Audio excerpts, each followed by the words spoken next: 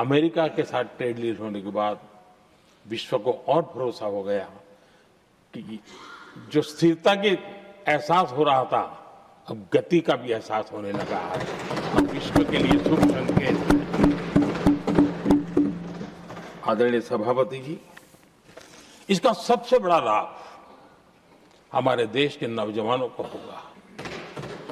और जब मैं नौजवान कहता हूं तो उसमें मध्यम वर्ग का भी नौजवान होता है, शहर का नौजवान भी होता है, गांव का नौजवान भी होता है, बेटा भी होती है, बेटी भी होती है। और इसलिए उसे टुकड़ों में न देखा जाए। मेरे देश के युवा के सामर्थ्य का हमें गौरव करना चाहिए और उनके लिए पूरा विश्व बाजार अब खुल चुका है। अब उनके लिए अवसर ही अवसर है। और मैं उनको कहता हूं, आइए दोस्तों, मैं आपके साथ कंधे से कंधा मिलाकर के खड़ा हूं। हिम्मत कीजिए, बढ़िए। देश आपके साथ खड़ा है और दुनिया आपका स्वागत करने के लिए इंतजार कर रही है। आदरणीय सभापति जी, जिस प्रकार से दुनिया में हमारे युवा प्रोफेशनल्स की मांग बढ़ रही है, इवन केयर गिवर्स की मांग बढ़ रही है, हर कोई मिलता है हमें इस प्रकार के लोग चाहिए। इस प्रकार कुछ लोग तो अपना स्पेशल ऑफिस यहां बना रहे हैं रिक्रूट करने के लिए, योग्य टैलेंट की खोज के लिए। इसका मतलब हुआ कि भारत के प्रोफेशनल्स के लिए भी विश्व में बहुत बड़े अवसर बन रहे हैं। आदरणीय सभापति जी, ये संसद का उच्च सदन, ये एक प्रकार से राज्यों का प्रतिनिधित्व करता है। और जो चर्चा की बारीकियां मैंने देखी, मेरा मन कहता है कि थोड़ा स्तर इसका ऊपर होना चाहिए था। और वहां से तो ज्यादा होना चाहिए। वो तो कितने साल तक सरकारों में रहे हैं, वहां से जरा चर्चा का स्तर ऊंचा होना चाहिए था। लेकिन उन्होंने ये मौका भी गंवा दिया। देश उन पर कैसे भरोसा कर सकता है। आदरणीय सभापति जी, मैं कल एक माननीय सदस्य को सुन रहा था। यूं तो वो अपने आप को राजा कहलाने में बहुत गर्व करते हैं, लेकिन वे आर्थिक असमानता की चर्चा कर रहे थे। बताइए, जो खुद को राजा माने और वो आर्थिक असमानता की बात करे, तो आपको लगता है कि क्या यही देखने के बाकी रह गए थे क्या?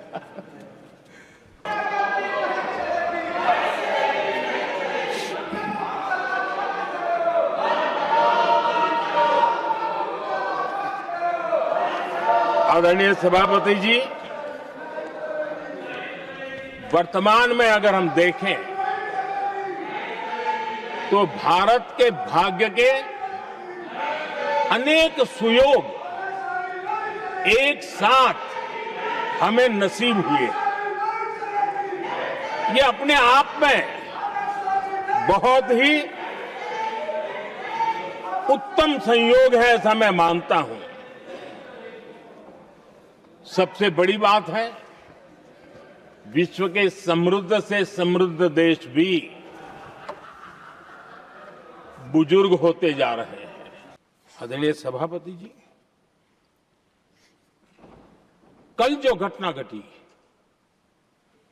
इसी सदन के एक माननीय सांसद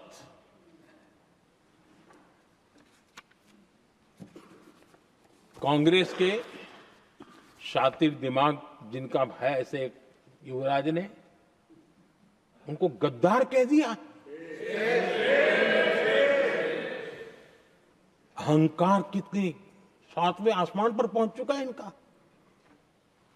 और कांग्रेस को छोड़कर के कितने ही लोग निकले हैं, कांग्रेस के कितने टुकड़े हुए हैं, कई लोग दूसरे दलों में गए हैं, लेकिन औरों को तो किसी को गद्दार नहीं कहा उन्होंने।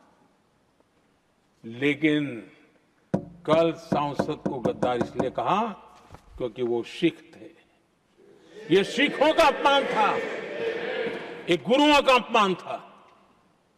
और कांग्रेस के अंदर जो कूट कूट करके सिखों के प्रति नफरत भरी पड़ी है ना, उसका वो अभिव्यक्ति थी।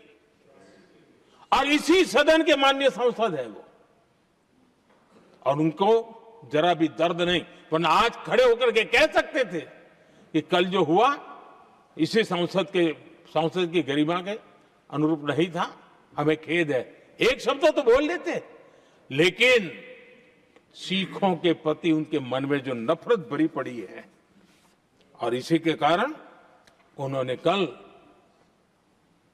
और जिसका परिवार देश के लिए शहादत देने वाला परिवार के वो सदस्य है, उन्हें अपने राजनीतिक विचारों में परिवर्तन किया, इसलिए गद्दार हो गए। और एक गद्दार शब्द छोटा नहीं है। मेरे देशवासी को कोई गद्दार कहे, ये कैसे देश सहन करेगा? और वो भी एक सिख है इसलिए गद्दार कहना बहुत दुर्भाग्य की बात है। और ऐसे लोग कांग्रेस को नहीं डुबाएंगे तो क्या करेंगे? अनेक देशों के साथ आज Bharat future ready trade deals कर रहा है। पिछले कुछ ही समय में दुनिया के महत्वपूर्ण 9 बड़े देशों के साथ 9 बड़े हमारे ट्रेड डील हुए हैं, और उसमें मदर ऑफ ऑल डील एक साथ 27 देशों के साथ, यूरोपियन यूनियन के साथ।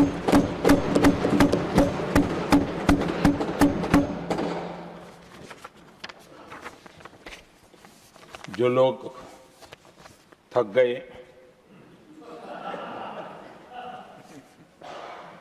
बेचारे चले गए, लेकिन कभी न कभी उनको जवाब देना पड़ेगा कि देश की ऐसी हालत कैसे बना के रखी थी कि दुनिया का कोई देश हमसे डील करने के लिए आगे नहीं आता था। आपने कोशिश की होगी, पीछे बहुत चक्कर लगाए होंगे, लेकिन किसी ने आपकी तरफ देखा भी नहीं होगा। क्या स्थिति ऐसे पैदा की? दुनिया के देश ऐसे ही भारत के साथ डील नहीं कर रहे हैं। आदरणीय सभापति जी, इसके पीछे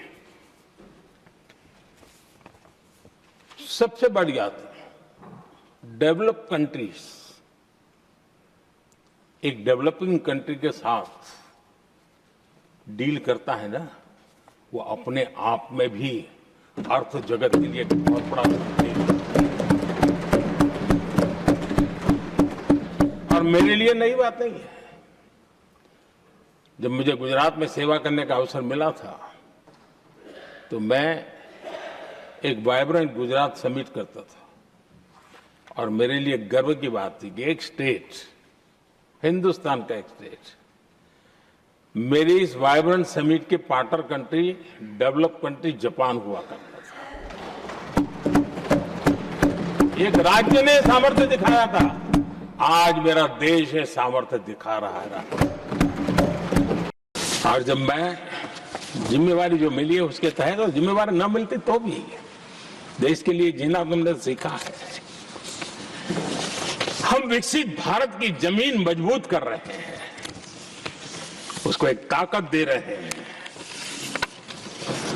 एक तरफ देश के युवाओं के लिए मजबूत जमीन तैयार कर रहा हूं, तो कांग्रेस मोदी की कब्र खोदने के कार्यक्रम करवा रही है।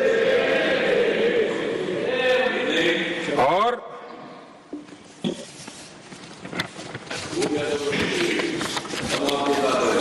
मोहब्बत की दुकान खोलने वाले मोदी तेरी कब्र खुदेगी के नारे लगा रहे हैं जी।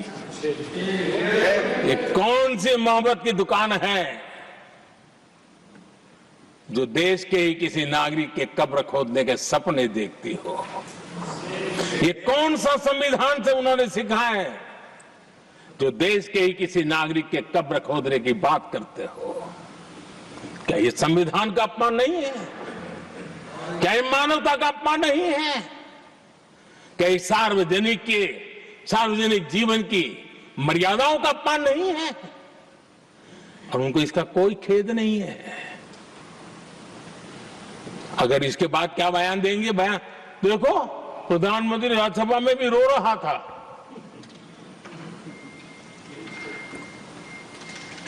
किस प्रकार के संस्कार और वृत्तियों से पले बड़े लोग हैं ये। पिछले 25 साल से संसद का एक भी सत्र ऐसा नहीं गया, मोदी संसद का सदस्य नहीं था, एक भी सत्र ऐसा नहीं गया जिसमें इस सदन के अंदर मोदी को गाली देने का काम न किया हो इन लोगों ने। 25 साल। और मुझे किसी ने पूछा था, मोदी जी आपके स्वास्थ्य का क्या राज है? मैंने कहा मैं डेली 2 किलो गाली खाता हूं। नेहरू जी ने देश के साथ बहुत बड़ा अन्याय किया था, सिंधु जल समझौता करके। उस सिंधु जल समझौते को हमने एबेंस में डाल दिया। क्या इसलिए आप मोदी की कब्र खोदने के नारे लगा रहे हो? आदरणीय सभापति जी, कांग्रेस की परेशानी कुछ और है। ये पचा नहीं पा रहे